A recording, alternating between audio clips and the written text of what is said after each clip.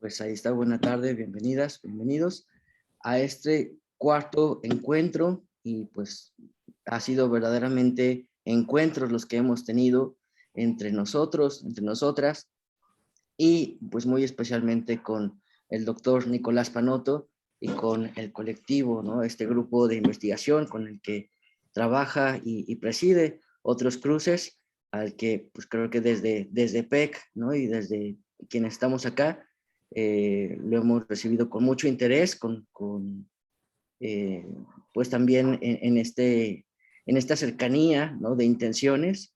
Queremos estar atentos a los demás trabajos que sigan presentando desde otros cruces y también creo que sobre todo en la gran pertinencia de los tiempos, ¿no? Del interés sobre la ecología y sobre la política desde los aspectos religiosos, sobre todo en Chile, ¿no? Que están por tener elecciones y elecciones presidenciales, entonces creo que se vuelve más necesario este tipo de conversaciones.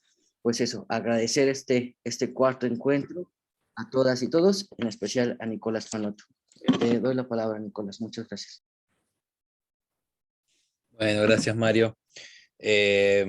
Y bueno, también reitero, eh, digamos, el tema de el agradecimiento, la posibilidad, como le decía Mario también, me parece que tenemos muchas sinergias entre otros cruces y EPEC, así que creo que hay varios elementos que podemos seguir planteando, de trabajos conjuntos, de cursos, de encuentros. También me parece importante, bueno, tanto con los sectores o los grupos que están trabajando aquí en Chile, podemos seguir haciendo cosas en conjunto, también en México, esperamos el año que viene a ver si, bueno, ya este año tuvimos que haber tenido varios encuentros y reuniones por allá, así que espero que este año podamos, o el año que viene podamos retomar, así que, bueno. Y bueno, con respecto a este último encuentro que tenemos, me interesa más que nada tal vez dejar un buen tiempo hacia el final para comentarios, preguntas, un poco de apreciaciones también sobre, digamos, conclusiones que hayamos podido sustraer e identificar a lo largo de este curso. Bueno, paso a repasar, valga la redundancia, algunos de los elementos. ¿En esa o en aquella? ¿Era contigo? Ahí está, gracias. Un repaso nomás de cómo ha sido un poco la construcción de este curso. En principio nos detuvimos a pensar qué es la teología, qué es política como puntos de arranque. En la clase 2 hicimos una deconstrucción y desarrollo de 3 corrientes teológicas, en marco político específicamente, o de teologías políticas que nos dejaron algunas enseñanzas y desafíos. La clase pasada nos adentramos un poquito al tema del método, ¿no? y un método específicamente de teología política, y hoy, digamos, es un tema bastante más amplio que tiene que ver con los temas específicamente de una posible teología política, ¿no? Y bueno, obviamente en este sentido también me gustaría que tengamos un espacio de diálogo abierto, porque obviamente en este caso la idea es que podamos entre todas y todos también identificar un poco cuáles son los desafíos y los temas también que tienen importancia y significado para lo que vamos a estar, digamos, o para lo que es pensar en una teología política, o como yo les propuse también, pensar el ejercicio teológico en clave política, ¿no? Así que bueno, y me gustaría pensar en este caso, no solamente como temas en sí que existen en el marco de una teología política, que de hecho ya hemos hablado de varios temas, pero me gustaría pensar más bien en los que yo creo que son también desafíos que tiene la teología política y la teología pública, también contemporánea, ¿no? Ay, perdón que se me fue acá. Ahí está, perdón, me había ido el apunte de nuevo. Ahora, la primera pregunta que me gustaría hacer hoy justamente para comenzar a dialogar y pensar, es ¿por qué necesitamos una teología política? ¿No? Y quiero hacer esta pregunta un poco eh, retomando especialmente lo que tratamos en la primera clase y la tercera clase, que hablamos de la cuestión más bien metodológica o epistemológica. Y en primer lugar, me parece que necesitamos una teología política para justamente pensar y ampliar los alcances, las dimensiones y los impactos del propio quehacer teológico. ¿Sí? Si se acuerdan, yo un par de veces, tanto en la segunda clase como en la clase pasada, planteé que un poco la teología política y la teología pública también no pretende ser simplemente o solamente una teología de genitivo, es decir, una corriente teológica más que aborde y que hable sobre lo político o sobre lo público. Por eso en mi caso, y esto yo no sé si lo mencioné, pero por eso en mi caso yo prefiero siempre hablar más que de una teología política, una teología de lo político, y en lugar de una teología pública, una teología de lo público, ¿no? Esto es simplemente una construcción más bien de nombre que hago, pero precisamente para delimitar esto, de que no estoy hablando de una línea más de la teología, sino tratar de destacar esto, la dimensión tanto pública como política de lo teológico, lo cual no implica, obviamente, tener en cuenta y articular con las corrientes de teología política y las corrientes de teología pública que hemos analizado en tanto disciplinas o corrientes específicas. Pero sí me parece importante dejar este elemento sobre la mesa porque me parece, digamos, esto es una idea fuerte de la teología pública que plantea que lo público no es solamente el espacio de lo cual la teología habla sobre, sino que lo público es el espacio donde la teología habla desde, ¿no? No es que habla sobre, sino habla desde lo público, ¿no? Entonces lo público no es un tema más de la teología, que la teología intenta dar respuestas finiquitadas y verdades absolutas. Lo público y lo político son el locus a partir de donde se construye lo teológico. Y en este sentido, por eso iba este primer elemento de por qué necesitamos una teología pública y política, es porque precisamente creo que necesitamos hoy resignificar el propio rol de lo teológico en sí mismo, ¿no? Como disciplina, como manera de vivir la vida, como forma de resignificar la fe. ¿Sí? Creo que todas y todos como creyentes que somos, la mayoría al menos de nosotras y nosotros que venimos de espacios eclesiales y que somos personas de fe, vemos cómo tanto la iglesia, esto lo hemos discutido y creo que hoy lo podemos hablar un poquito más, la historia de la iglesia ha sido también muy ecléctica y muy zigzagueante con respecto a los desafíos sociales, a los desafíos políticos.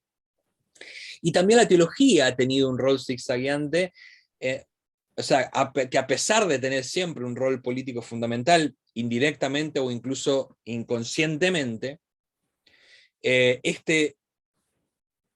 esta evasión, si se quiere, o este no reconocimiento de la dimensión intrínsecamente política de la teología, lo que ha hecho es precisamente que la teología haya asumido un lugar apolítico, pero que siempre es funcional a los espacios o a las visiones políticas hegemónicas dentro de la iglesia, dentro del ámbito cristiano y obviamente también dentro de nuestras sociedades, donde también ciertas visiones de lo social y de lo político van tan imbrincadas con cierta manera particular de ver la fe cristiana. Entonces, como primer elemento necesitamos entonces una teología política para resignificar el propio rol, la función, el lugar que tiene la teología en vinculación y desde lo público y lo político, como espacios de construcción. En segundo lugar, porque me parece, esto ya lo mencioné de alguna manera hace un momento, pero necesitamos una teología política y una teología pública porque tenemos y necesitamos disputar los sentidos hegemónicos de lo religioso en el espacio público.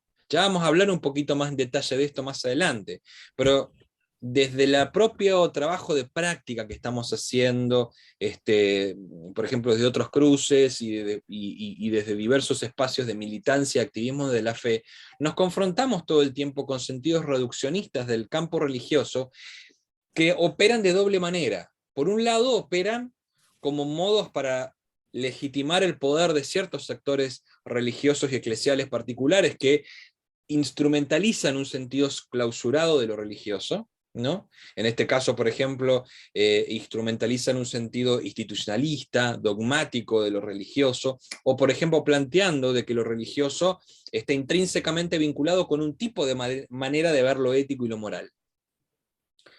Y por el otro lado también, desde el campo no religioso o no eclesial, también existen sentidos reduccionistas de lo religioso, que son más bien sentidos a veces estereotipados. Lo religioso tiene que ver con el ámbito de la superstición, de la subjetividad, de la irracionalidad, ¿no? Que son también conceptos muy propios del espacio público, que también conllevan no solamente una lectura reduccionista de la realidad, de las espiritualidades y de la fe, sino que esas mismas concepciones de lo religioso impiden también por parte de las organizaciones de sociedad civil, por parte de grupos políticos, poder poner sobre la mesa un sentido más amplio de lo religioso que disputa el sentido frente a estos discursos, grupos o teologías que intentan instrumentalizar un sentido particular de lo religioso para legitimar una ideología o un esquema de poder singular. Entonces necesitamos una teología pública y política para disputar los sentidos hegemónicos de lo religioso que operan en el espacio público. En tercer lugar, no solamente necesitamos disputar los sentidos hegemónicos de lo religioso en vinculación con los espacios eclesiales o religiosos, sino también con las propias matrices religiosas que dan cuenta de la propia sociedad. Hemos visto, especialmente en la primera clase, cómo el elemento religioso, según la teología política, no es un elemento que se circunscribe solamente a los grupos religiosos o a las comunidades religiosas o a las comunidades de fe. Especialmente en América Latina, donde lo religioso es un elemento que es parte de nuestra matriz sociopolítica, es parte de nuestra matriz sociocultural. Entonces necesitamos una teología pública y una teología política que nos permita deconstruir y cuestionar aquellas nociones que son parte de nociones religiosas, nociones cristianocéntricas incluso, que son parte, por ejemplo, de visiones modernocéntricas, eurocéntricas, de lo social, ¿no? Y en vinculación, ¿se acuerdan de lo que estábamos hablando? De la propia modernidad, ¿no? Entonces, en este sentido también necesitamos disputar lo religioso en ese sentido, de cómo encuadra ciertas matrices sociales. Y acá destaco un elemento que yo creo que lo mencioné al inicio cuando hablé del tema de la secularización, pero ¿se acuerdan de cuando hablábamos del tema de la secularización? La secularización como ese proceso en la modernidad donde se separó lo religioso, mientras que en el medioevo lo religioso, lo eclesial o lo divino incluso era como la punta de las jerarquías, de la jerarquía social y cósmica de la realidad. En la modernidad lo religioso tiende a quedar en un lugar más autónomo, así como otras áreas de la sociedad, y este es el proceso de secularización que se plantea, donde se plantea la dimensión de cómo lo político, lo social, lo cultural, lo educativo, y dentro de eso lo religioso, son elementos autónomos, digamos, que tienen su propia esfera de incidencia, no necesitan, en este caso, estar bajo la égida de lo teológico o lo eclesial. Este proceso de secularización, precisamente, o mejor dicho, muchas teologías políticas contemporáneas dan cuenta, desde una crítica a la secularización, de que este proceso de secularización, es decir, este proceso de separación de lo religioso con lo sociopolítico, no solamente tuvo que ver con una definición de lo propiamente religioso, sino también tuvo que ver con un modo de construir una alteridad para legitimar una manera de entender o de absolutizar o universalizar un modo concreto de hacer política, ¿no? Y de comprender lo político. La teoría política o las cosmovisiones políticas en la modernidad, muy ligadas, como vimos en su momento, con el tema de la colonialidad, con el colonialismo, necesitaron de la secularización para separarse de ese otro elemento supersticioso, subjetivo, irracional que era lo religioso, para legitimar el campo de la política moderna, occidental, eurocéntrica, como el campo de el campo del hombre, el campo de lo racional, el campo del objetivo, ¿no? Entonces el proceso de secularización, el proceso de distinción de qué es lo religioso y qué no lo es, el proceso de privatización de lo religioso, sirvió para una instancia de subdivisión de esferas sociales para legitimar los modos hegemónicos también de comprender lo político y también de los sujetos que supuestamente tienen que, digamos, de alguna manera, que son los agentes y los actores de ese proceso político. Y el último elemento de por qué necesitamos una teología política, una teología pública, es para recuperar también la dimensión articuladora y utópica de la fe en la sociedad, ¿no? Yo creo que acá este elemento que vengo enfatizando bastante de no entender la teología política y pública como un elemento secundario, como una teología de genitivo más, sino entenderlo como una dimensión intrínseca a la teología de la fe, conlleva esto, de recuperar incluso el modo utópico político de la propia fe. Y de la propia experiencia eclesial, de la propia experiencia religiosa, ¿no? Y esta dimensión, tanto que estos dos términos, articuladora como utópica, es decir, articuladora en el sentido de cómo la teología nos permite tener una visión integral de la fe como no una construcción intrínsecamente religiosa en términos rituales o eclesiales, sino comprender la dimensión religiosa y espiritual como una dimensión que tiene que ver con todo nuestro ser, que tiene que ver con toda nuestra convivencia social, y por ende, a partir de ahí, en su dimensión también utópica, de cómo podemos repensar esa dimensión articuladora, esas nuevas vinculaciones entre los seres humanos y el cosmos, de otra manera, ¿no? Entonces, creo que estas 4 líneas que mencioné me parece que son elementos fundamentales para una teología política y una teología pública hoy, ¿no? Pero reitero esto, o sea, los quiero dejar con este mensaje, es una teología pública y política nos permite pensar una fe que aporta a los procesos sociales, que aporta al proceso democrático desde una perspectiva. No solamente habla de la teología como un área más, no solamente habla de lo público como una cuestión o una actitud apologética desde nuestra identidad cristiana hacia lo público. La teología política, la teología pública o la dimensión pública y política de la teología nos inspira, nos moviliza a un discernimiento desde la fe, sobre las demandas de la sociedad y nuestras acciones en la sociedad.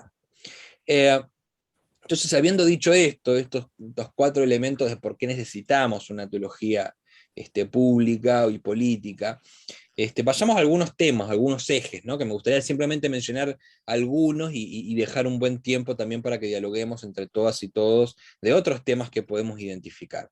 En primer lugar, me parece que hay que identificar una serie de elementos teológicos o de temas teológicos en el marco propio de la teología política o de una teología pública.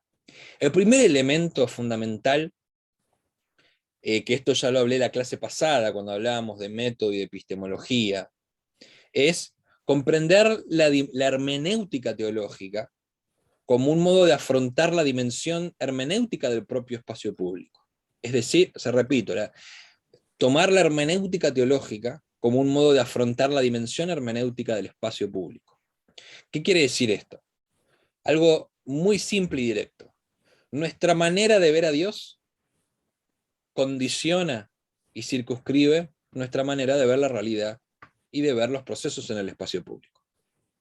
Entonces, nuestra manera, si entendemos que lo divino, que Dios es un ser supranatural por fuera de la historia, que se define de una sola manera, que no tiene ninguna otra manera de describirle, eso nos va a llevar también entonces a comprender la realidad como una realidad estática, como una realidad que tiene una concepción naturalizada y poco dinámica, que está regida por ciertas verdades absolutas. Si entendemos, en cambio, que la teología, que el discernir la presencia de lo divino en la historia, tiene que ver con una convocación de Dios, de lo divino, de nuestras subjetividades, de nuestras comunidades, de nuestras comprensiones de la realidad.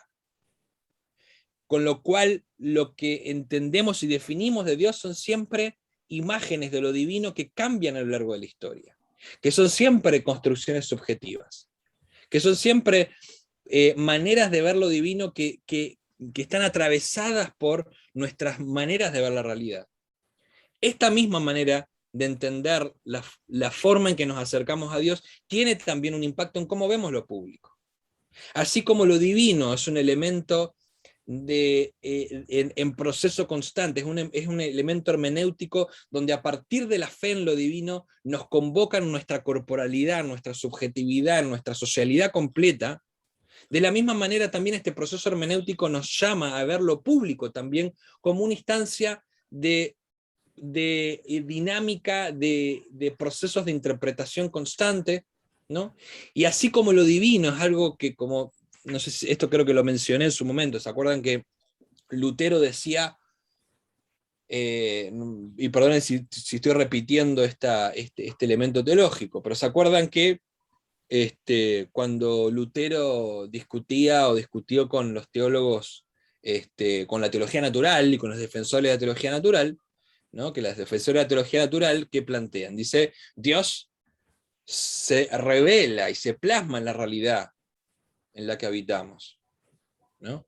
Pero la teología natural también ha sido uno de los grandes instrumentos, especialmente en el medioevo, de legitimar precisamente las propias instituciones y las jerarquías de lo eclesial, ¿no? Para decir, bueno, así como Dios habita todo lo que está y todo lo que nos rodea, también habita la iglesia, también habita los liderazgos, también habita las instituciones, y es así donde Dios se revela. Y Lutero decía, a ver, sí, está bien que Dios se revela a través de la historia y se revela a través de la realidad, pero Dios también dice, también se mantiene oculto, ¿no? El concepto de Deus absconditus de Lutero, del Dios oculto.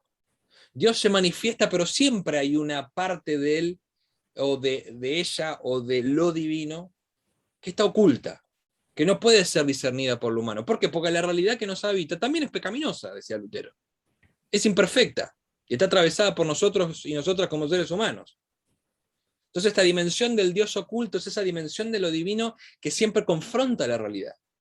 Por lo cual no podemos nunca plantear de que la realidad es un reflejo de lo divino. De hecho, ese lado oculto de Dios, ese lado oculto de lo divino, siempre cuestiona la naturalización, la homogeneización, la absolutización de una manera de ver la realidad. Entonces, este ejercicio teológico que Franz Hinckelamert, otro teólogo, bueno, alemán, pero que vivió casi toda su vida en Costa Rica, él hablaba de la imaginación trascendental, ¿no? De cómo esta dimensión de trascendencia de lo divino precisamente nos permite discernir y aplicar ese elemento de imaginación trascendente sobre la realidad. ¿Y qué implica eso? Implica que así como ninguna imagen de lo divino puede objetivar y contener lo divino, porque toda imagen es simplemente un reflejo de ese proceso de discernimiento, porque lo divino siempre es más allá. De la misma manera, eso nos invita a leer la realidad a partir de ese más allá. Esa imaginación trascendental que después otros discípulos de Franz Hinckelamert incluso hablaban de imaginación utópica. Entonces, este ejercicio de repensar a Dios es también un ejercicio para repensar nuestro lugar en el mundo y nuestra propia realidad. Otro teólogo fundamental es Ignacio Ellacuría, cuando él decía, el más allá de Dios no es un más allá de la realidad, sino es el más allá de la propia realidad. La realidad en sí misma plantea una dimensión utópica, una dimensión de proceso, una dimensión de cambio. Y es en ese más allá donde lo divino se inscribe como una posibilidad de ser de la propia realidad. Entonces, por eso, para mí es el elemento fundamental de una teología de lo público, de lo político. ¿Cómo imaginamos la realidad? ¿Cómo imaginamos sus dinámicas? ¿Cómo imaginamos su posibilidad de ser? Y por ende, ¿cómo cuestionamos las circunstancias actuales a partir de esa imaginación utópica, a partir de este repensar lo divino y de las imágenes de lo divino que legitiman nuestro contexto, pero también como esas imágenes que pueden ser en otro momento o a futuro de manera utópica? ¿no? Entonces, este me parece que es uno de los puntos fundamentales a tener en cuenta. En segundo lugar, lo que yo llamo siempre otro elemento teológico, una teología política o lo público, es el reino de Dios como una filosofía de la historia, ¿no? El concepto de reino de Dios ha sido un concepto teológico muy instrumentalizado, muy abordado a lo largo de la historia.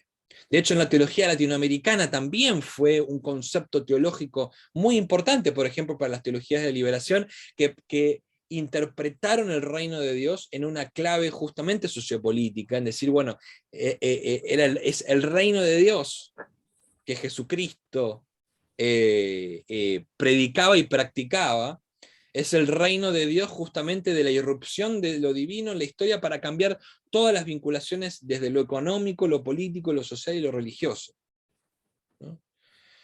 Ahora bien, también tenemos que mantener, y acá es una advertencia incluso que se les ha hecho a las teologías de liberación, de decir, bueno, tengamos cuidado de no hacer del reino de Dios un programa político específico. El reino de Dios lo que hace siempre es ser una crítica a cualquier proyecto político que intente absolutizarse. Y en ese absolutizarse, justamente lo que hace es hacer que haya modelos religiosos, modelos sociopolíticos que opriman principalmente a quienes están en los márgenes, ¿no? El reino de Dios siempre es un llamado utópico, siempre es un llamado crítico, ¿no? A partir de una dimensión ética que siempre tiene en cuenta y discierne y lee la realidad a partir de no solamente lo humano y del ser humano en sí, sino del ser humano en una necesidad concreta y una potencialidad también.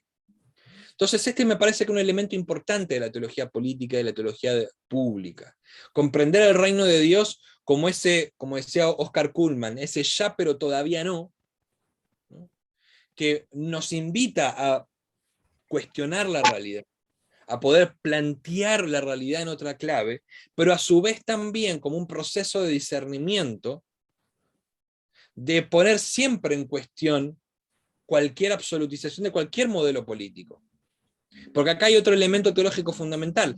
La historia es el espacio y la instancia inacabada desde la cual Dios actúa, lo divino actúa, ¿no? Entonces la historia siempre está abierta al actuar de Dios. Por eso el reino de Dios es una invitación a precisamente una ética que siempre está abierta al otro y a la otra. A ver la trascendencia de lo divino en la trascendencia propia que implica mi vinculación con el otro y la otra. Y una vinculación que siempre es un llamado a la justicia y al reconocimiento de la integridad del otro y la otra, ¿no? Por eso el llamado del otro, el elemento de la alteridad, nunca es para el reino de Dios un reconocimiento de la diferencia, un reconocimiento del otro como una cuestión descriptiva. El reconocimiento del otro y de la otra implica en primer lugar un compromiso ético de mi parte, pero en segundo lugar también concibe e implica ver al otro en la integridad y la abundancia del Evangelio, como lo que justamente define al otro y a la otra. En tercer lugar, otro tema teológico fundamental es comprender el tema del lugar de la mística en la espiritualidad. Acá no me voy a detener mucho, de hecho, si quieren después les mando un escrito sobre temas de mística, de cómo recuperar la teología mística como un modo de recuperar la dinámica de la espiritualidad. Me parece que el tema de la mística, que es tan presente no solamente de la tradición cristiana, sino de muchas tradiciones religiosas, tiene que ver con un conjunto de, en primer lugar, la mística parte de un elemento fundamental que lo estaba describiendo antes, ¿no? De que lo divino siempre se manifiesta en una experiencia diferenciadora, es decir, lo divino nunca se manifiesta en la historia de manera acabada, sino que siempre se discierne a partir de un proceso constante en la historia. Pero lo místico también tiene que ver con un compromiso con esa experiencia de diferencia y de alteridad radical, desde mi corporalidad completa. No es, la mística implica que la fe y el ejercicio teológico no es ni un ejercicio netamente racional, ni un ejercicio netamente institucional, ni una cuestión solamente pragmática. La mística me envuelve en el misterio de Dios, precisamente para darme cuenta de cómo lo divino es una presencia en la historia que transforma constantemente la realidad. Y me cambia a mí, y cambia a nuestras comunidades en ese manifestarse. La mística tiene que ver con ese discernimiento, ¿sí? Con esa experiencia. Perdón, que apreté acá. Otro elemento más es comprender, otro elemento importante que me parece de la teología de lo político y lo público, es comprender las comunidades de fe como agentes sociales. Las iglesias, las comunidades de fe, los espacios de encuentro y espiritualidad, son agentes intrínsecamente políticos en dos direcciones. En primer lugar, todo lo que se hace en una comunidad de fe, todo lo que se hace en una comunidad de fe, tiene una implicancia intrínsecamente sociopolítica, especialmente para los y las creyentes.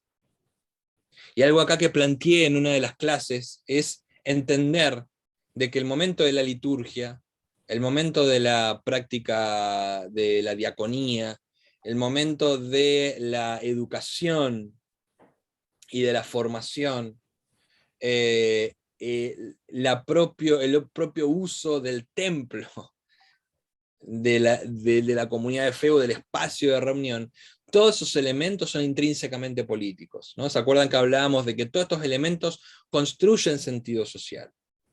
Los modos de comprender las jerarquías en la iglesia construyen sentido social. Las teologías, los que las teologías tratan o no tratan, explicitan u ocultan, todos esos elementos construyen sentido social, motivan a prácticas sociales concretas, ¿sí? Las liturgias, la dinámica de las liturgias, la inclusividad o la exclusividad, la inclusión o la exclusión que puedan llegar a tener las mediaciones litúrgicas y rituales, son elementos que construyen sentido social. Y por otro lado, el segundo elemento que decía de las iglesias y las comunidades de fe como agentes políticos, tienen que ver también con que las comunidades de fe también son actores y agentes centrales en los espacios de incidencia comunitaria y social, para articularse con organizaciones de sociedad civil, con espacios políticos, con otros sectores religiosos, para incidir en el espacio público. Me parece fundamental pensar en las comunidades de fe como agentes sociales. Y por último, el último elemento estrictamente teológico que me parece importante destacar es que necesitamos recuperar la dimensión crítica y profética de la teología y de la fe. Y esto de alguna manera se concentra, digamos, o digamos, canaliza todo lo que hablé antes. La reimaginación de lo divino, la dimensión abierta y mística de la espiritualidad, la dimensión dinámica del reino de Dios, el movimiento de las comunidades de fe, todas estas instancias de movimiento y dinámica implican en sí misma una dimensión intrínsecamente profética y crítica que tiene la fe. Y con esto no me refiero a que la fe está y la teología está en un proceso de cambio constante sin base alguna, sino me refiero a que la propia fe, la teología, el discurso sobre lo divino es también es sobre todo, una invitación a poder repensar nuestra convivencia social como algo posible a cambiar, como una forma, una posibilidad de ser, que invita a nuevas prácticas, que invita también a cuestionar todo régimen, discurso, práctica que cercene la posibilidad de desarrollo humano, la justicia en las comunidades, la propia dimensión plural y diversa que tiene cualquier contexto, ¿no? Entonces, habiendo dicho estos elementos, y acá podremos mencionar muchos elementos más, sin duda,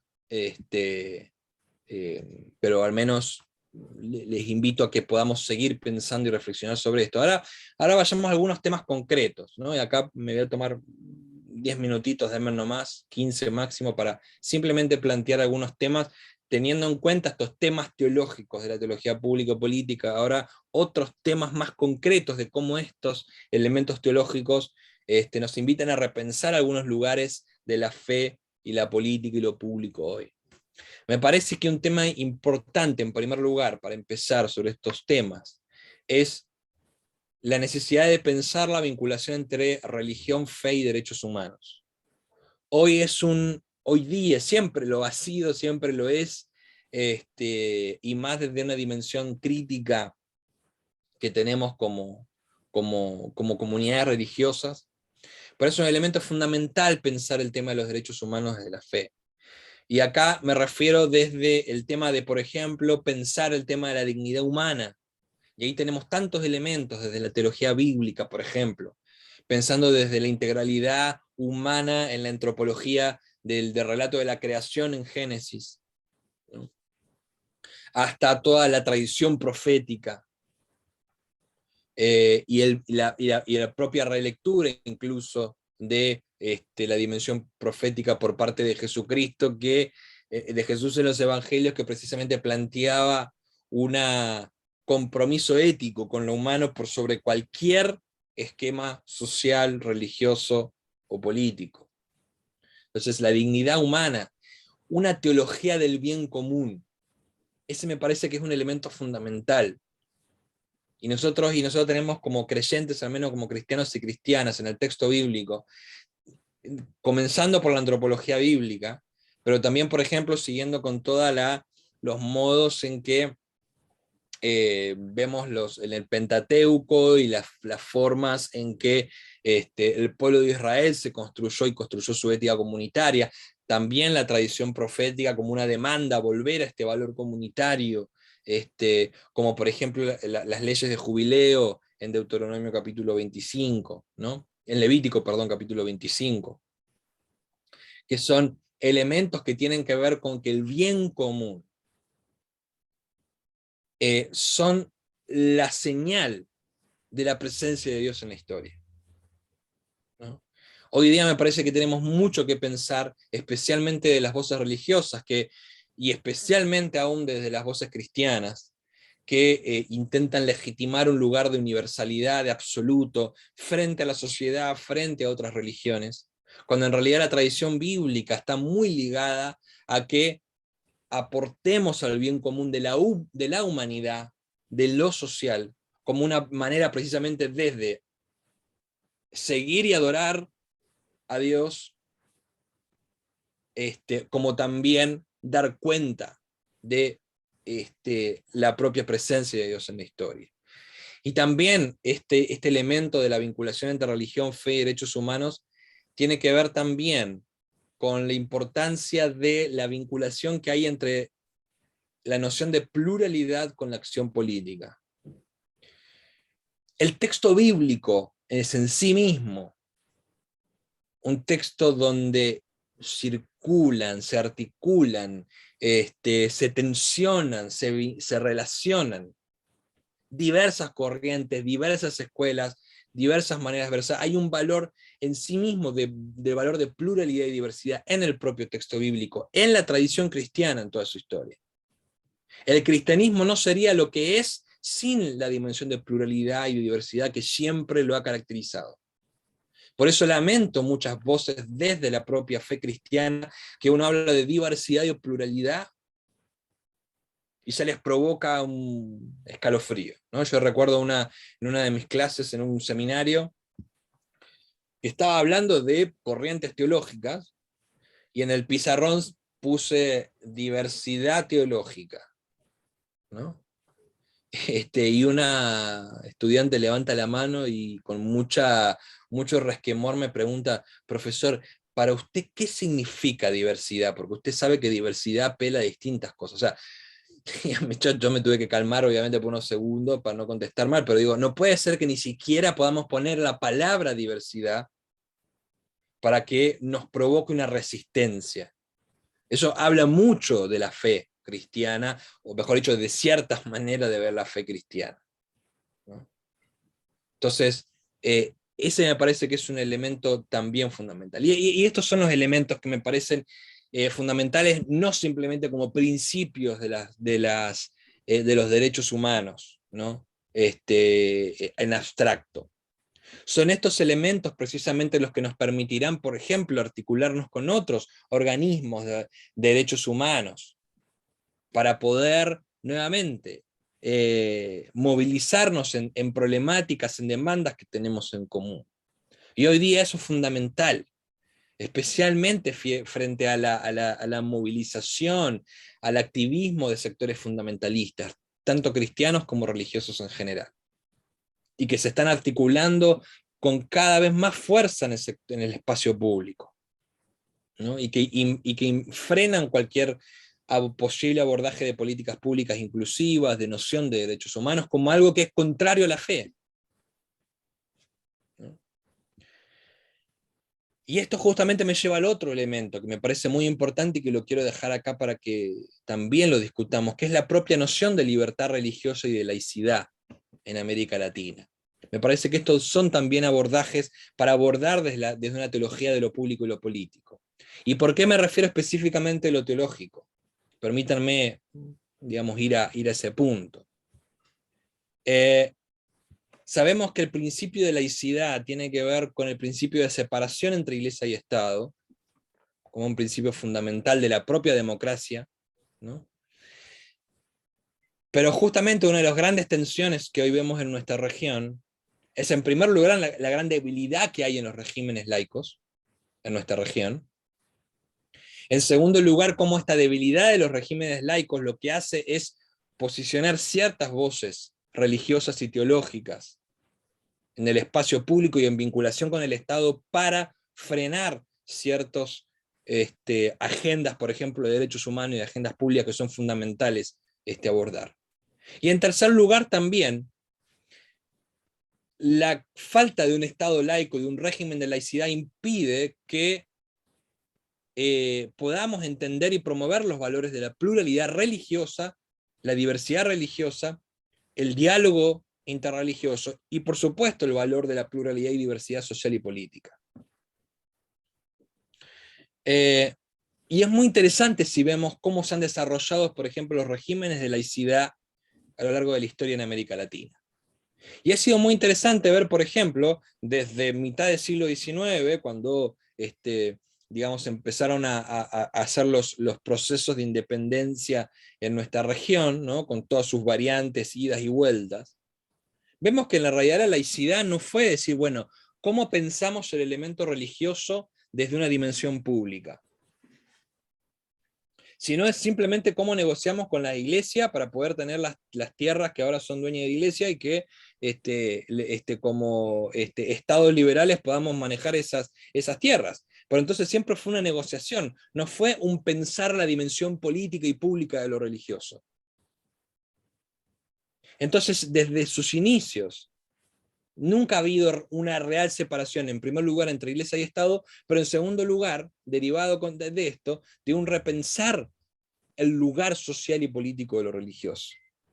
Entonces, hoy día necesitamos profundizar regímenes de laicidad en clave de derecho, no como muchos temen en las iglesias, de que esto significa que la iglesia va a quedar apartada de lo social y demás, y de la sociedad, y se va a crear una especie de proceso de discriminación contra la iglesia y los cristianos y cristianas. No, al contrario, un proceso de laicidad lo que permite es, en primer lugar, aportar a la dimensión de pluralidad y de diversidad que el Estado requiere tener en cuenta precisamente para manejar la realidad.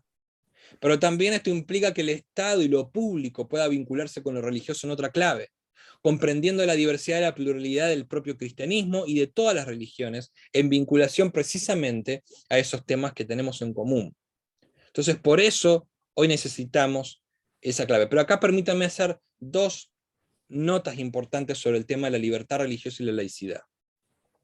En primer lugar, es que el problema, y esto ya lo mencioné al inicio, no es solamente por parte de los grupos religiosos que instrumentalizan concepciones hegemónicas de lo religioso para beneficio propio. También hay un sentido muy reduccionista de lo propiamente religioso en, por ejemplo, sectores políticos en la sociedad civil. Yo, por ejemplo, con otros cruces trabajamos precisamente en concientizar a organizaciones de sociedad civil, en decir, a ver, yo entiendo que hay sectores conservadores y hegemónicos que se oponen constantemente a tus agendas, ¿no? Y acá refiriéndome a organizaciones de sociedad civil, de derechos humanos. Pero eso no te tiene que llevar a decir lo religioso tiene que quedar solamente en la esfera de lo privado, porque lo religioso es intrínsecamente conservador. No, eso es un mal concepto de lo que es, y un concepto estereotipado de lo que es lo religioso. Entonces también hay que hacer un trabajo de concientización de las organizaciones de sociedad civil para que puedan comprender lo religioso y la fe en otra clave, y justamente para que puedan articularse con sectores religiosos, para que puedan promover otras narrativas en clave religiosa, justamente vinculados con sus agendas. Nosotros, por ejemplo, trabajamos con movimientos feministas, trabajamos con movimientos LGBTIQ+, trabajamos con sectores medioambientales, y en todos esos sectores siempre se sorprenden que, oh, mira, existe una teología queer, existe una teología feminista, existe una teología de la creación, ¿no? que se vincula con la preocupación por el medio ambiente, ¿no? Yo pensaba que los grupos religiosos en realidad ya estaban intrínsecamente opuestos a todo eso. No, son algunos grupos. Entonces, necesitamos una resignificación de la laicidad para precisamente promover una nueva convivencia social desde una clave de fe también. Para que podamos entender incluso la convivencia, para que no sigamos con este discurso modernocéntrico, colonial, occidental, de que lo religioso tiene que quedar solamente en la vida privada, ¿no? Ya hemos hablado de cómo la distinción propia entre lo privado y lo público es una distinción incluso a ser cuestionada. Entonces, en ese sentido también necesitamos de construir estas dicotomías para poder incluir las espiritualidades de la fe en otra clave. Todas y todos nosotros que estamos acá entendemos la fe desde otra clave, de la fe en aporte a la sociedad, a los derechos humanos. Entonces, ¿cómo podemos hacer para articular esto y movilizar estas experiencias en contraposición también a las agendas más conservadoras y fundamentalistas que frenan estos procesos? Y acá lo quiero conectar al tercer elemento vinculado a este tema de la laicidad. Uno de los grandes problemas que tenemos hoy es la instrumentalización de la libertad, de cierto concepto de libertad religiosa por sectores políticos y religiosos neoconservadores. Les doy un ejemplo, que no sé si se los mencioné antes, disculpen, para ver, voy a buscar otro que capaz que seguramente no se los mencioné. No, creo que no les hablé del caso, no sé si les mencioné del caso Pavés, por ejemplo. No, les voy a mencionar un ejemplo de esta misma semana, de hace 2 días atrás, que me tuvo ocupado todo el fin de semana. Resulta que me llega un documento de una movida que está haciendo lo que se llama el Consorcio Latinoamericano por la Libertad Religiosa, que es un consorcio de varias organizaciones, think tank, facultades y demás que trabajan en el tema de libertad religiosa, muchos de ellos generalmente conservadores, digamos, o tradicionales, pero que nunca se habían metido en temas tan polémicos. Y ahora sacaron toda una declaración hablando en programas de radio, televisión y demás, planteando lo siguiente, que la convención, o denunciando que la convención en contra de la discriminación y la intolerancia, que está ratificando la OEA, es una convención que vulnera la libertad de expresión y la libertad religiosa. Porque hay varios elementos de la convención que dice que van a sancionar incluso desde el Estado a personas que expresen su opinión sobre ciertos temas. Bueno, así las denuncias que van haciendo. Pero claro, eso me empezó a llegar de sectores de sociedad civil. Yo me dice, Nico, ¿qué podemos hacer con esto? Hay toda una movida que se están moviendo acá y allá. Bueno, me puse a leer los documentos y me puse a leer, obviamente, la convención, que no la había leído. En la convención no hay nada de ese peligro. De hecho, en todos los principios iniciales de la convención se plantea el tema de religioso como un campo posible a la discriminación. Pero ¿cuál es el miedo de estos sectores? ¿Y por qué lo están denunciando? Y ahí escuché un programa de radio, en un programa de radio cristiano precisamente, donde el locutor le decía a uno de los miembros de este consorcio, decía, lo que pasa es que esto, dice, no nos va a permitir ni siquiera hablar de algo tan fundamental como es la teología natural, ¿no? La teología natural con respecto a los géneros, ¿no? De cómo Dios dispuso al hombre y a la mujer. Entonces ahora resulta que no podemos cuestionar eso. Entonces ahí uno descubre cuál es el problema de fondo. El problema de estos sectores es que al haber una convención en contra de la discriminación e intolerancia, no van a poder hacer en redes sociales una campaña hablando de, bueno, todos los homosexuales son gente perversa, o todas las feministas que están a favor del aborto son todas asesinas, ¿no? Que son narrativas violentas. Uno puede discutir y puede tener su perspectiva, o sea, ni siquiera la convención en este caso cuestiona eso. Uno puede tener perspectivas personales las que quiera. Pero cuando vos las haces públicas, esas manifestaciones, movilizás sectores y haces articulaciones políticas, ya tiene otras implicancias. Pero lo paradójico es que estos mismos sectores, por ejemplo, cuando hay una crítica hacia el propio sector religioso, dicen, están vulnerando nuestra libertad y nuestra identidad religiosa. O sea, otros sectores no pueden vulnerar la identidad religiosa, pero ellos sí pueden hablar en contra de los movimientos LGBTIQ+, del movimiento de mujeres y demás, porque no respetan la teología natural, ¿no?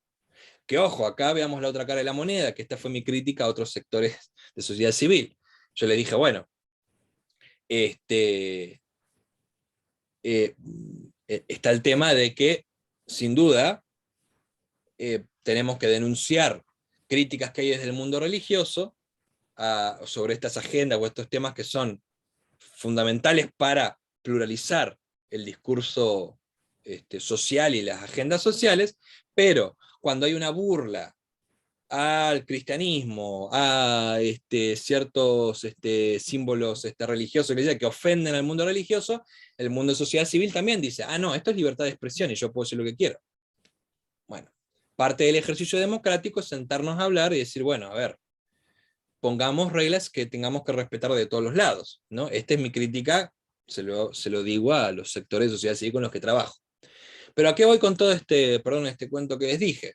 Es que vemos justamente cómo hay una instrumentalización de cierto concepto de libertad religiosa. Estos sectores entonces dicen que hacen una equivalencia donde hay un discurso religioso que equivale a una teología natural, como si todos los cristianos y cristianas pensáramos en clave de teología natural, como si todos los cristianos y cristianas tuviéramos el mismo punto de vista sobre agendas morales, sobre la movilización de ciertos activismos, ¿no?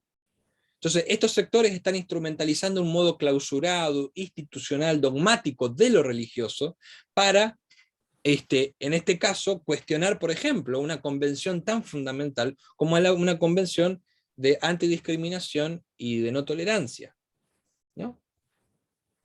Este es un ejemplo justamente de cómo necesitamos, y acá fíjense, ¿por qué necesitamos una teología pública y una teología política? No solamente para ver en qué marco jurídico podemos entender esto, sino porque necesitamos de construir el propio sentido de lo religioso en nuestra sociedad. Esto sí creo que se los conté, que hace unos meses atrás, un poco más, presentamos junto a un colega que es abogado, un amicus curiae para un caso que tenía este mismo argumento. Y este abogado, que es un colega, amigo mío, constitucionalista, especialista en derechos humanos y demás, yo me escuchaba hablar y él se agarraba la cabeza y decía, ¿cómo hago para traducir todo esto en términos jurídicos? Porque no se entiende lo religioso de esta manera, ¿no? Entonces, yo simplemente le decía, a ver, esta gente está hablando de libertad religiosa, pero es una manera de entender lo religioso.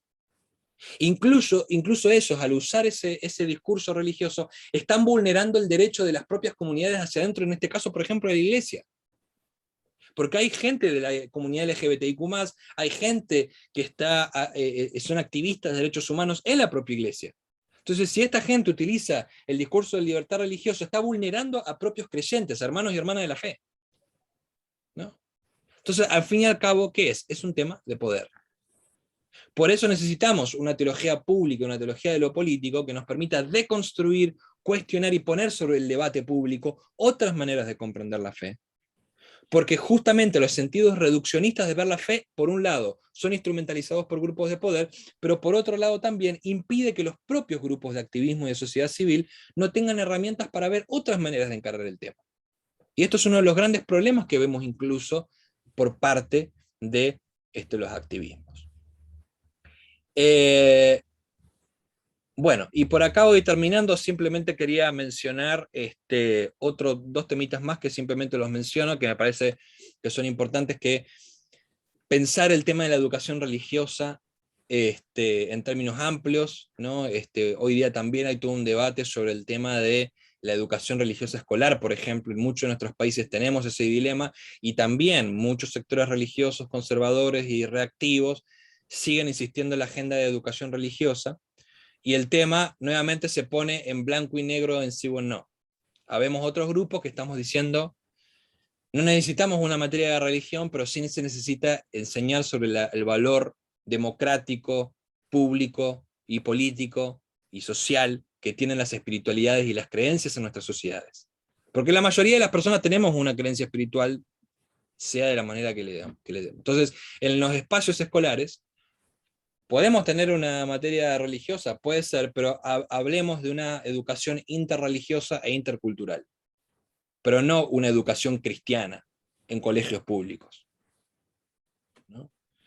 Porque eso no aporta a un sentido más plural de la sociedad. Entonces el tema educativo me parece un tema, también un ámbito polémico para poner más en gris algunos elementos. Y por último, el tema del diálogo interreligioso, el diálogo interreligioso como un proyecto político. Creo que el diálogo interreligioso, y en esto yo creo que también, disculpen si no fue acá que lo comenté, pero me parece que tenemos que, en primer lugar, bueno, el diálogo interreligioso en sí es un espacio, justamente, una instancia que promueve una instancia de precisamente de diálogo entre diferencias radicales, que me parece que son muy importantes de promover y que aportan precisamente al sentido propio de diálogo. Pero, por ejemplo, una vez, bueno, yo he participado de varios grupos de diálogo interreligioso, y en muchos de ellos, bueno, como siempre me gusta como tirar un poco la piedrita, decir, a ver, dejemos de hablar de los mismos temas de siempre que no nos provocan problemas, ¿no? De la paz mundial, del desarrollo, etcétera, etcétera, pero hablemos realmente de cómo nuestras religiones estamos haciendo daño por promover ciertas maneras de ver a Dios y de ver lo propiamente religioso. Sí, yo entiendo que entre las religiones monoteístas vamos a tener grandes discusiones si entramos a definir qué es Dios o qué es lo divino. Pero también tenemos muchas cosas en común en que precisamente planteamos maneras de ver lo divino que son absolutistas, que son cerradas, cada uno de su expresión religiosa, y que justamente fomentan los fundamentalismos, fomentan las faltas de diálogos de la fe. ¿Por qué no nos sentamos sobre la mesa y decimos, a ver, las religiones monoteístas, ¿acaso no estamos cometiendo un gran error en plantear ciertas maneras de ver lo divino hacia adentro de nuestras religiones que precisamente promueven actitudes que son dañinas para la sociedad?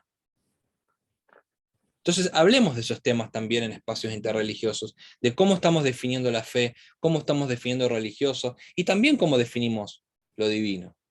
Por ejemplo, a mí me encanta el gran aporte que vemos en los últimos 10 o 15 años del diálogo entre cristianismo y budismo, por ejemplo, o entre cristianismo e hinduismo, ¿no? Raymond Panikkar, por ejemplo, ¿no?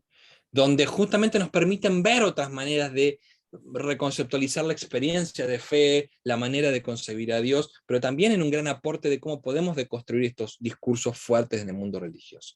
En fin, cierro acá para que tengamos un mayor tiempo también de diálogo y de aportes, pero simplemente como quería proponerles al menos sí rápidamente como una especie de programática con respecto a cómo vincular estos temas por ahí importantes de la teología pública con estos temas donde les dejo esto, ¿no? Como esta dimensión crítica, utópica, deconstructiva de lo divino, nos permite justamente poner en movimiento y también de construir los sentidos de religión, de fe, que vemos en cada uno de estos elementos que yo les mencioné, que son elementos de nuestra convivencia pública, que necesitamos precisamente cuestionar y revisar, ¿no? Así que bueno, hasta acá y abrimos el micrófono.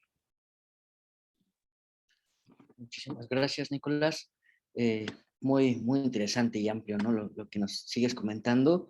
Y ahora, ya saben, con toda confianza, pueden escribir en el chat, levantar la mano con las reacciones de Zoom o también abrir su micrófono directamente para plantear sus comentarios, preguntas, cuestionamientos. Pues adelante, ¿quién quisiera compartirnos alguna duda o algún aporte?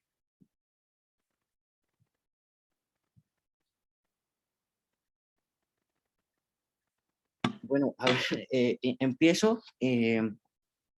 Igual, ya saben, pueden aquí ir preparando, ¿no?, sus comentarios con las reacciones o en el chat. Un tema que quizá está muy atorado como en el ambiente católico romano, el tema de la democracia, ¿no? Ahora que estamos en la asamblea eclesial, incluso en el sínodo de la sinodalidad, ¿no?, un tema que parece quisieran los obispos pues no tratar, ¿no?, a pesar de que se hará, ¿no?, y nos abren esta posibilidad de consejos, ¿no?, de asambleas en cada parroquia, ¿no?, en todo el mundo, en todas las conferencias episcopales, en fin, y pues parece que no hay ningún movimiento. Pero incluso, bueno, desde el mismo documento preparatorio para el sínodo, se habla quizá como calmando estas inquietudes, ¿no?, o malestares desde las jerarquías. Dice el documento, no vamos a hablar de democracia, ¿no? Vamos a hablar de lo social, de los temas que duelan, ¿no?, a todos, ¿no?, a todas. Ahora que decías esto, ¿no?, sobre la teología natural y cómo es creo que algo evidente, ¿no?, en la teología católica se apuesta mucho por como lo positivo de Dios, ¿no?, lo patente en la historia. Me queda muy claro ahora que lo decías, ¿no? Bueno, pues porque ahí también se está justificando esta autoridad, ¿no?, de la institución. Y bueno, o sea, creo que también en esta falta de conciencia política que tenemos que ser en el mundo católico, ni siquiera nos podemos imaginar, o bueno, resulta difícil, ¿no?, imaginar. También está este sínodo alemán, ¿no?, que ya asusta a muchos porque se hablará de la ordenación de mujeres, ¿no?, de la participación del matrimonio, de la diversidad sexual, ¿no?, de la elección de obispos más amplia, en fin. No sé, ¿cómo ves este tema, Nicolás, de la democracia en la Iglesia Católica? Gracias, Mario. Por ahí algunas preguntas. Bueno, acá Fremi puso una en el chat. ¿Qué paradigma de iglesia subyace esta corriente nueva de la teología pública que reflexiona no sobre, sino desde el sujeto iglesia-comunidad? Así que esa es otra. Y Herbert también tiene la mano levantada. Herbert, adelante, si gustas compartirnos tu pregunta o comentario. Bien, buenas tardes, noches a todos, donde estén. A mí me gustaría, Nicolás, que profundizaras un poquito más en la idea esa final en la que dijiste que habría que ir más por una clase llamada interculturalidad y no una clase de religión, por ejemplo, ¿no?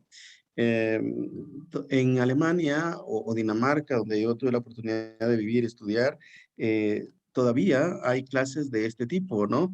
Los luteranos la suya, los católicos la suya, son cursos libres, los niños van según su religión, ¿verdad?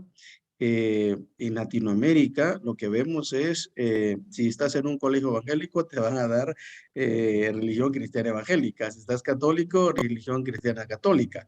En mi país, Guatemala, donde el 85% somos mayas, nunca te dan también evangélico, católica y jamás te dan espiritualidad maya.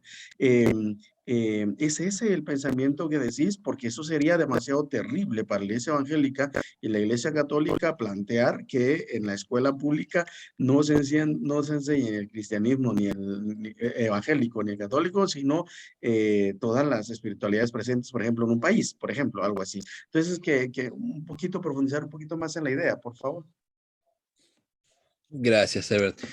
Bueno, por ahí paso a responder, si quiere vayan pensando otras preguntas y más. Bueno, Mario, con respecto a decís, eso da para largo, me parece. Obviamente yo también siendo del ámbito protestante, lo digo con cuidado, más allá de que me muevo también en el mundo católico también.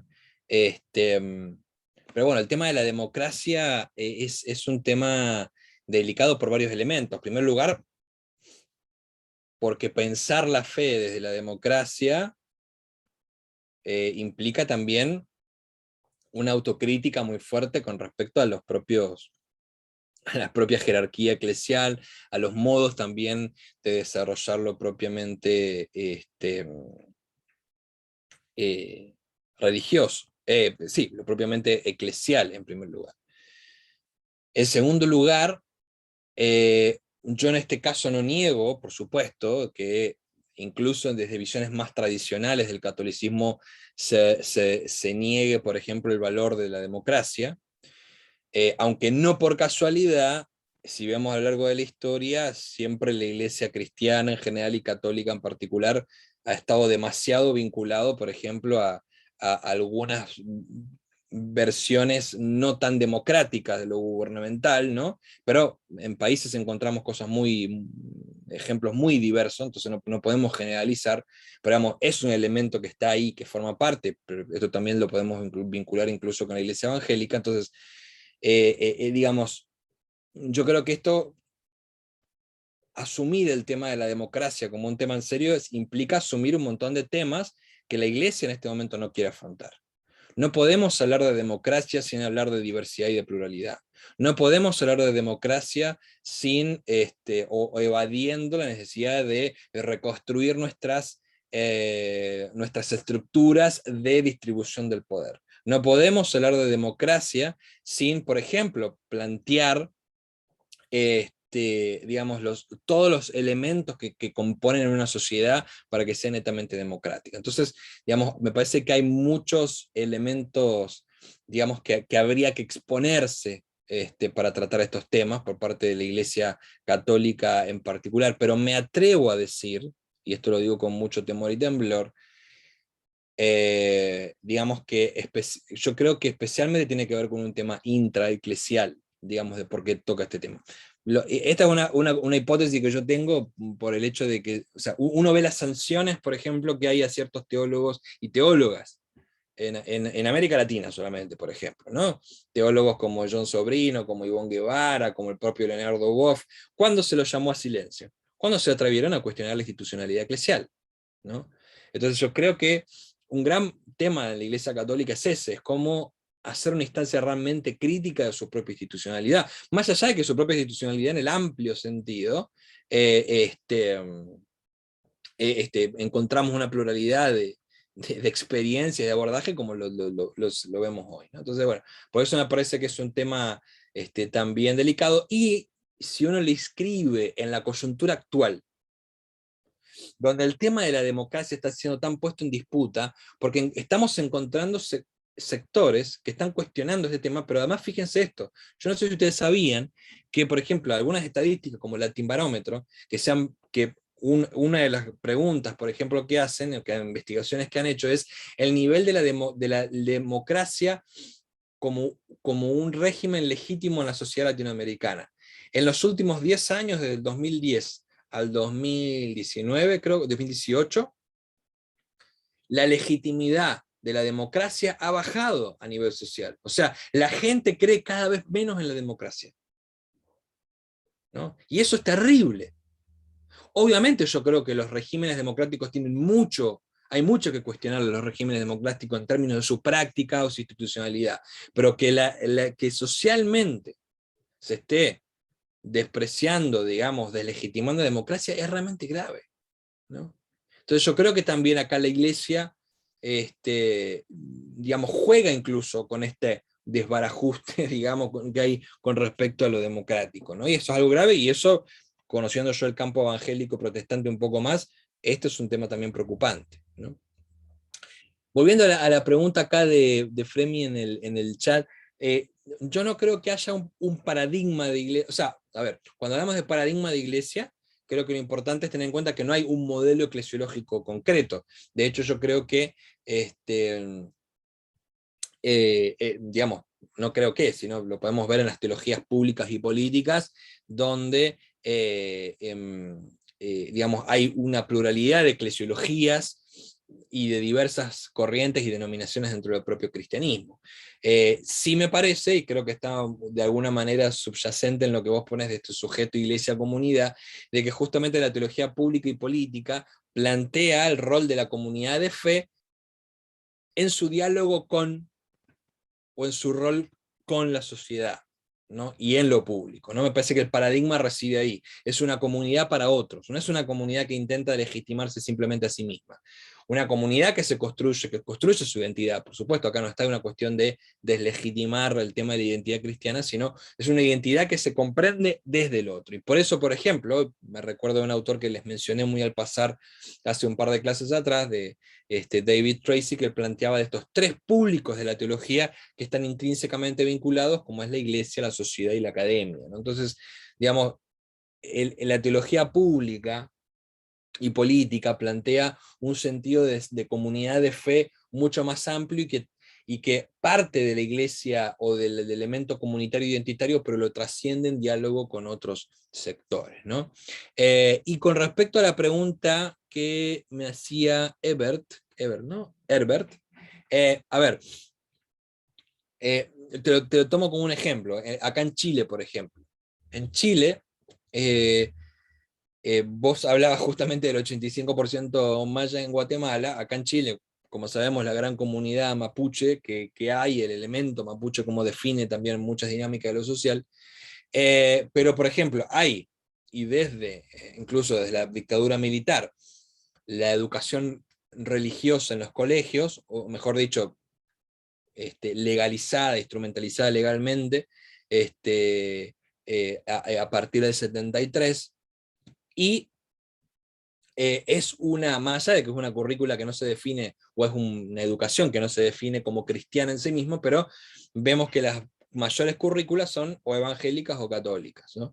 Entonces, estuvimos trabajando, por ejemplo, con un sector de profesores, profesoras, especialistas en estos temas, para decir, bueno, a ver, tenemos dos opciones. Perdón, y de hecho el debate es decir, o los que insisten en que haya educación solamente evangélica o católica, porque son las religiones mayoritarias, y se basan en el sentido, como vos decías también, de, bueno, es cada alumno y alumna, o cada padre y madre puede autorizar o no a que tomen religión los chicos y las chicas. O la otra opción es que hay sectores políticos decir, no, tenemos que sacar lo religioso de lo escolar porque tenemos que tener una educación laica. Ahora, podemos plantear de un término, no sé si intermedio, pero al menos como otra opción de decir, a ver, el elemento religioso es un elemento fundamental para la convivencia social y para la comprensión de las subjetividades, por lo cual no puede estar fuera del educativo. Es más, si la poca formación que hay en temas de religión en su amplio sentido conlleva muchos problemas en términos sociales y en términos culturales y políticos, como vemos en muchas instancias hoy. Por ende, yo creo que sería importante plantear una educación intercultural e interreligiosa, ¿no? Donde el elemento, y acá tenemos otras dos opciones, podemos seguir manteniendo una educación, una materia de religión, ¿no? Como parte de la currícula y como parte opcional digamos, de parte de los y las estudiantes, pero también podemos plantear de cómo lo religioso debería ser uno de los ejes, tantos ejes, que se puede abordar desde historia, y desde educación cívica, y desde filosofía, ¿no? Y otras materias donde lo religioso esté ahí como un elemento, como parte más de la currícula, ¿no? Y no solamente algo segmentado. Pero digo, me parece que es un elemento que podría ser ubicado en esos términos, y por supuesto, como dijiste, Herbert, va a molestar mucho a las iglesias cristianas, tanto evangélica como católica, pero es algo necesario, ¿no? Es algo necesario para nuestra convivencia democrática, y nuestra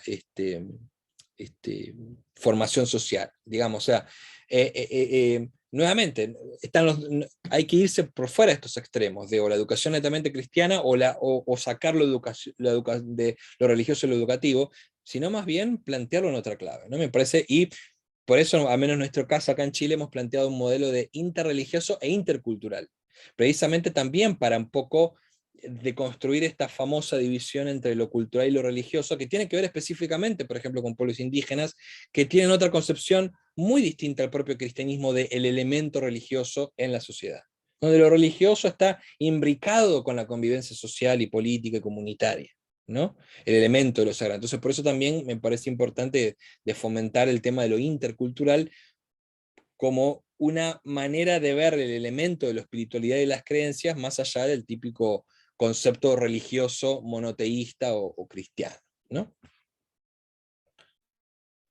Muchísimas gracias, Nicolás.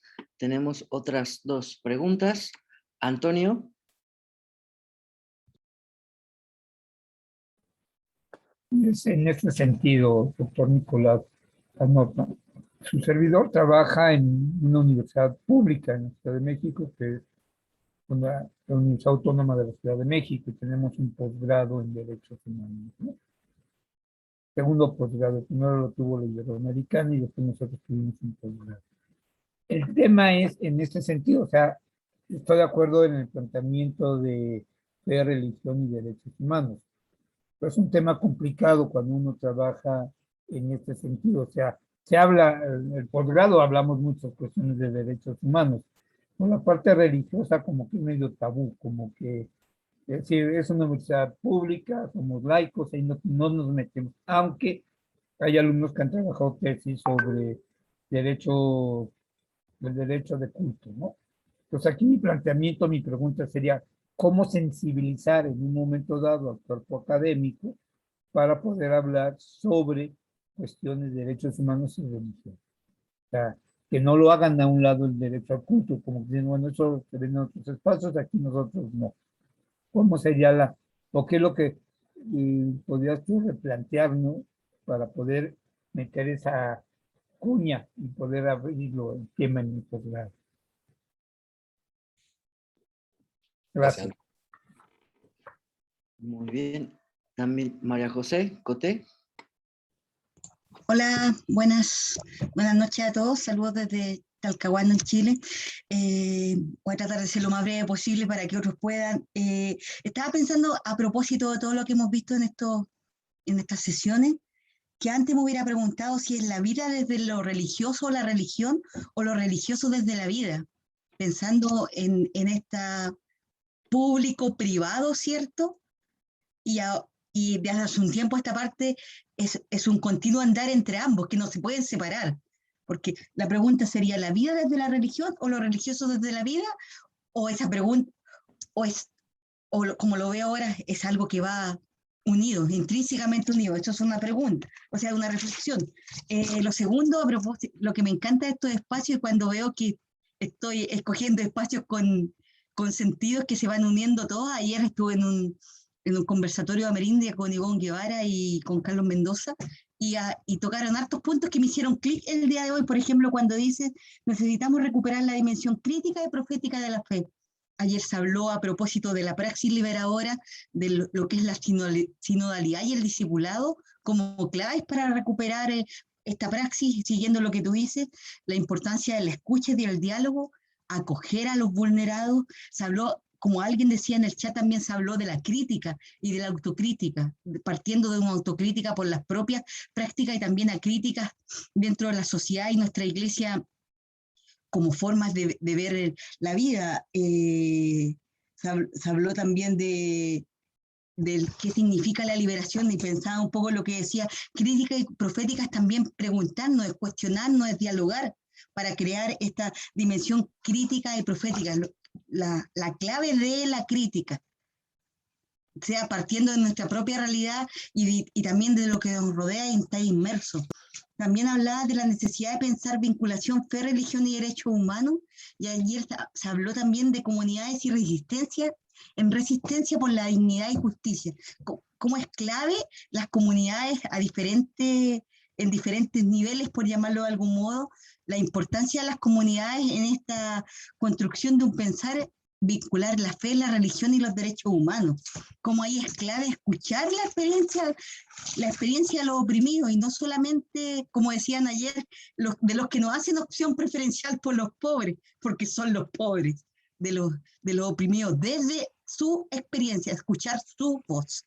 Y aparte de esa reflexión, una pregunta, si pudieras profundizar, sé que hay poco tiempo, pero cuando dices, tengamos cuidado de no hacer del reino de Dios un programa político, si pudieras profundizar o ejemplificar eso. Gracias. Y también, por último, Herbert. Si gustas, Herbert. Ay. No, solo estaba agradeciendo la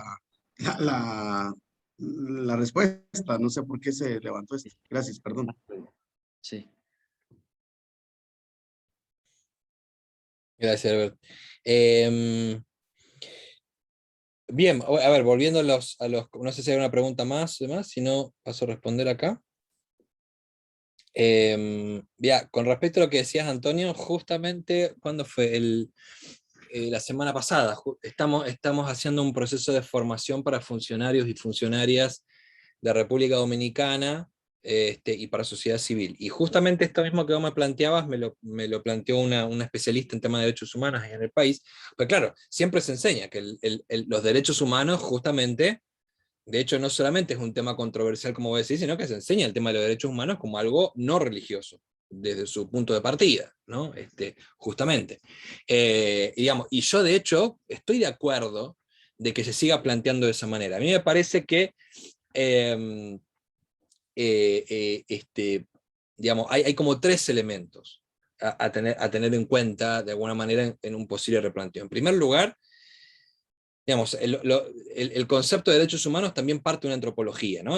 A ver, el especialista obviamente sos vos en esto, pero digamos, con lo que yo sigo también en temas de estudio de derechos humanos, en términos filosóficos hay un elemento también que tiene que ver con el elemento antropológico en sí mismo. Entonces, a mí me parece importante, por ejemplo, cómo entender desde una perspectiva, en este caso, desde estudios más académicos, de teoría política, entender una antropología que incluya, por ejemplo, y repiense el tema de la dimensión fenomenológica, espiritual, y religiosa de lo antropológico. O desde lo antropológico, ¿no? O sea, que se lo incluya como un elemento, no solamente en términos rituales y simbólicos, ¿no? Lo religioso en ese sentido, sino como una cuestión más fenomenológica, donde se pueda vincular esta dimensión de trascendencia, la dimensión y más como que se pueda vincular con lo religioso en tanto ritualidad específica, pero a veces, digamos, plantear solamente como punto de partida lo religioso en tanto ritualidad, institucionalidad o campo, digamos, de mediación simbólica, puede llevar al debate o la visión, más bien a verlo, bueno, como esas particularidades rituales y no entenderlo como también un elemento antropológico que merece también ser atendido, y de alguna manera ahí parte este concepto de libertad religiosa a veces, ¿no? Como ese elemento fundamental, pero en términos jurídicos vemos otros problemas. Digamos, ese por un lado. Por otro lado, el tema de, digamos, entre en el marco de los derechos humanos, el tema de la libertad religiosa y el Estado laico son temas de gran debate, digamos, entonces me parece que ahí me parece que la importancia está en cómo se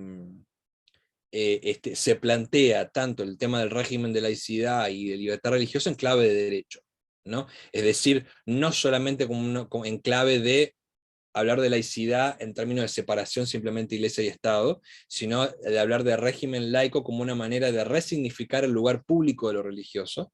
Me parece que esa clave analítica podría disparar a otros lados, y también plantear el tema de libertad religiosa, no simplemente como una libertad privada y restrictiva, sino también, o sea, en primer lugar, como una libertad que tiene también sus límites, como otro tipo de libertades, pero también el elemento religioso como un elemento antropológico mucho más amplio, y donde entender la libertad religiosa hay que entenderlo desde la pluralidad de elementos en que lo religioso es reapropiado, ¿no? Y en tercer lugar, el tercer elemento me parece que ya hay en lo concreto, digamos, me parece que hay, digamos, temas que tienen derechos humanos en términos más operativos y prácticos, ¿no? O como se dice, como los derechos humanos, la aplicación, digamos, de los derechos humanos, en términos de políticas concretas. Me parece que ahí lo fundamental está en, bueno, cómo por ejemplo podemos, cuando se discute el tema de derechos humanos, desde clave feminista o desde clave de diversidad y demás, ubicar o poner, por ejemplo, las narrativas religiosas como clave, o sea, de narrativas religiosas en favor a los derechos, como una manera, como una posible narrativa y abordaje a esos temas, ¿no? Entonces, nada, simplemente me parece que son estos temas muy bien amplios. Entonces, en este caso no digo de que se tendría que hacer un abordaje teológico, digamos, intrínsecamente en tema de derechos humanos, pero sí me parece que como ciertas claves en términos antropológicos y políticos específicamente, que nos abren alguna clave para hablarlo de manera más amplia, ¿no? Y con respecto a lo que decías, Coté, justamente, bueno, estoy absolutamente de acuerdo con esto que decías de lo religioso de la vida y la vida de lo religioso, como una dialéctica, ¿no? O sea, porque a veces se plantea este tema de que, bueno, hablar de lo religioso desde la vida pareciera como que entonces, bueno, todo es religioso, y cuál es la especificidad de lo religioso, ¿no? ¿No? Esta es alguna de las críticas que se le hace, no esta frase en sí, pero digamos esta concepción de más plantear lo religioso de la experiencia de la vida en general, pero me parece que hay que plantearlo como una dinámica, como una dialéctica, perdón, en dos claves. En primer lugar, en que lo religioso siempre va a tener un tipo de expresividad identitaria particular, ¿no? En nuestro caso lo llamamos cristianismo, ¿no? Porque es nuestra fe particular, y es como le damos nombre a esa dimensión intrínseca que tiene la dimensión sagrada de la vida, ¿no? Nosotros lo planteamos de cristianismo, como pueden tener otros nombres. Pero en segundo lugar, que esa identidad particular siempre está en renegociación y en replanteo constante desde las prácticas sociales y las prácticas de la vida. Entonces, por eso me parece una dialéctica. Y con respecto a lo que me decías del reino de Dios, tal vez me faltó enfatizar una palabra. O sea, no hagamos del reino de Dios un programa político particular y específico, ¿no? O sea, el reino de Dios es un programa político en el sentido o sea, de que el reino de Dios siempre tiene una incidencia política, siempre tiene una dimensión intrínsecamente política, pero ahora tengamos cuidado en no hacer del reino de Dios un programa político particular, de marcar el reino de Dios una ideología política particular, ¿no? ¿Por qué? Porque el reino de Dios tiene que ver con un reino que se está constantemente replanteando. Acordémonos, y con esto termino, de la diferencia entre, o mejor dicho, entre la dialéctica entre fe e ideología que siempre nos planteaba Juan Luis II, ¿no? ¿Se acuerdan que Juan Luis II decía, fe sin ideología es una fe muerta? Decía, sentenciaba a Juan Luis II. Pero a su vez decía también, una fe que se circunscribe a una sola ideología termina matando la propia fe. ¿Qué quería decir esto Juan Luis II? La fe, dice, en clave de Paul Ricoeur, decía, la fe es una búsqueda de sentido, ¿no? El preguntarnos por el sentido de la vida. Ahora, ese preguntarnos por el sentido de la vida nos lleva a construir prácticas concretas en nuestro contexto. Y esas son las ideologías, decía Segundo, ¿no? Acá partía de Mannheim, que no hablaba de ideología como sistema de pensamiento, sino como prácticas concretas. Entonces Juan Luis II decía, la fe se tiene que plasmar en prácticas concretas, pero ahora esas prácticas concretas nunca van a clausurar la fe por completo, porque la fe es un proceso de búsqueda constante. Entonces, la fe se plasma en ideologías, en prácticas concretas, pero el propio proceso de la fe, como una búsqueda de sentido constante, va haciendo que las prácticas cambien y se replanteen constantemente. El reino de Dios tiene que ver con esa búsqueda, con un reino de Dios que se debe plasmar en la historia, pero el reino de Dios siempre supera, excede la propia historia, y hace precisamente que la propia historia se reconfigure constantemente, ¿no? Muchísimas gracias, Nicolás. Una última pregunta, comentario. Pregunta, creo que se vuelve muy necesario esto, ¿no? El pensar la reflexión teológica vinculada a la política en tiempos de crisis de la democracia, ¿no? O sea, como lo mencionabas, pero también como hablando del capitalismo y las consecuencias que lleva, ¿no? O sea, este deterioro ambiental y también, bueno, lo que vemos, ¿no? Algunos temas urgentes sociales, ¿no? La migración, la desigualdad creciente, también un avance, creo que hacia el sometimiento laboral, ¿no? Desde lo tecnológico, desde la pérdida de derechos laborales, en fin, pues eso. Agradecerte muchísimo, Nicolás. Creo que vamos a estar muy, muy atentos a lo que compartes tú y también otros cruces. Y pues creo que nos vamos, pues eso, muy, muy felices y agradecidos de esta oportunidad de diálogo. Eso. Muchas gracias, Mario, gracias a todas y todos, fue un lindo, lindo tiempo. Los invito también mañana, aprovecho a hacer una promo mañana medio temprano para algunos y algunas de ustedes, a las 9 de la mañana en Washington, que son las 10 de la mañana acá en Chile, creo que serían como las 7 de la mañana en México, una cosa así. Vamos a hacer el lanzamiento de unos documentos que se llaman de Fe por los Derechos, que vamos a hacerlo precisamente con una oficina de las Naciones Unidas, que es la Oficina de Altos Asuntos, de Alto Comisionado de Derechos Humanos de Naciones Unidas. Vamos a hacer un lanzamiento conjunto con la Red Latinoamericana por la Democracia de unos documentos, que son los 18 compromisos de fe por los derechos, con participación de sociedad civil. Me parece que va a ser un evento importante. Mañana se conmemora también el Día Internacional de la Libertad Religiosa, así que bueno, pueden encontrarlo, pueden vernos en nuestras páginas de Facebook, en otros cruces, en Red Lab, y si pueden inscribir, si quieren participar en el propio Zoom, también ahí está también la fecha de inscripción. Así que todas y todos invitados también. Y bueno, reitero, muchas gracias y espero que nos encontremos en otras oportunidades también. Gracias. Gracias, Nicolás, por tus conocimientos. Gracias por ampliarnos toda esta información de la importancia de la política en relación a la teología política. Muchas gracias. No se vayan, irse a la foto final, entonces les eso, importante. A prender su cámara y sacarnos esta foto. La semana pasada tuvimos ensayo, no se vayan, no van a salir. Y Connie, Fremi, Nami, Lulu, tienen unos segundos para encenderla y salir. Déjenme acomodar aquí esto. Ahí está. Pues un gusto.